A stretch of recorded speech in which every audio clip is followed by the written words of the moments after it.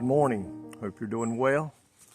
Back outside here on a beautiful blue morning, and thanking the Lord for His many blessings that He gives to me. You know, He has blessed us in so many ways that we can't begin to praise Him enough or thank Him enough. And it's just a beautiful day to be alive, to be a child of God. You know, Paul in the Bible went through a lot to preach the gospel and take the gospel to the world of that day, setting up churches everywhere he went, and he faced a lot of heartache and a lot of trials, and he mentioned several times the number of times he was beaten, stoned, left for dead. But I want you to listen here in Acts chapter 20 at verse 22, I'm sorry. Acts 20, chapter 20, verse 22. And see now, I go bound in the Spirit to Jerusalem, not knowing the things that will happen to me there. Paul has been compelled by the Holy Spirit to go to Jerusalem.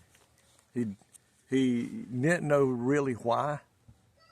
And sometimes, you know, you and I have to do things that we may don't want to do, but we have to do it. Sometimes you don't have a choice in the matter of what you have to do and must do. And sometimes the Spirit can convince us and compel us to do something like that.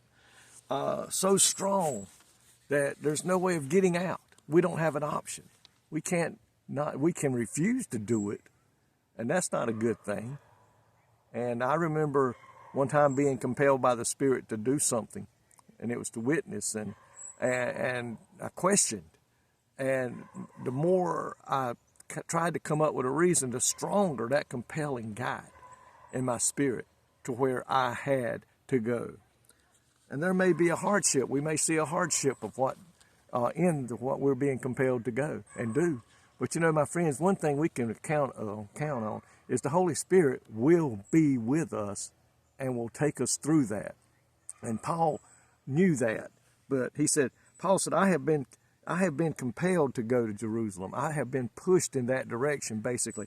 And I have been pushed in a direction to do something to where the Spirit was so hold of my heart and my mind and my spirit that I had no choice. Paul didn't know what exactly was going to happen to him. But if you look at the following verse, it talks about, he said, all I know is that chains and tribulation await me. He knew that much. Going to Jerusalem, being compelled by the Spirit to go, he did know that chains and nothing good was waiting on him. You know, that's what was going to become of it. All he knew, he had to go. You know, there's been people today that have refused to do the work that God has placed upon their heart in the church. Maybe a minister, maybe a songwriter, maybe a singer, a musician. And we can listen to the unctioning of the Spirit to go and answer that call. And my friend, that is when we need to do it. If the Spirit is pushing you in that direction, the Spirit is calling you to go in that direction, you know what He's telling you?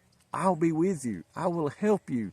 If I call you to do something, I'm going to help you do it and give you the ability to do it. And I can testify to that, my friend. If God calls you into the ministry, if God's called you into a work for the Lord, whatever it may be, He will bless you and anoint you with the ability to do it. So we need to understand, God does not always call one we would think would for sure be the one He would call to do that. He calls the one that He knows has the ability to do it and obey the leading of the Spirit. Like Paul, he had a race to finish, and like Paul, me and you have a race to finish. And I tell you what, folks, if you want to live a great life for the Lord and you want to have peace in your heart, get in the call that God has placed upon your life. Get in the will that He has for you to do, and you'll be, it's going to be the best life you've ever lived. No, there'll be heartaches. Yes, there'll be trials. Yes, there'll be troubles. But the Lord says, greater is He that is in you than he that is in the world. And folks, we can know for a fact where He says He will work all things for our good. Be like Paul. I got to go. And I know things are waiting on me that I don't really want to go through. but I've got to go, and I'm going because God has called me to do it. I love y'all today, and I thank y'all for watching these devotions, and I pray they are a blessing. Let's close in prayer. Lord, I praise you today that when you placed a call upon my heart, yes, I did not answer it from the get-go, but Lord, when I finally turned and answered that call, what the blessings have been on my life. And Lord, I pray that if there's those that are listening this morning and you have placed a call in their spirit, whatever it may be, I pray today that they will answer that call and say, here I am, send me. Because we know today, God, when you send us, you equip us and you go with us. And we just praise you for that today. And we ask all these things in Jesus' name. Amen. May God richly bless you today is my prayer.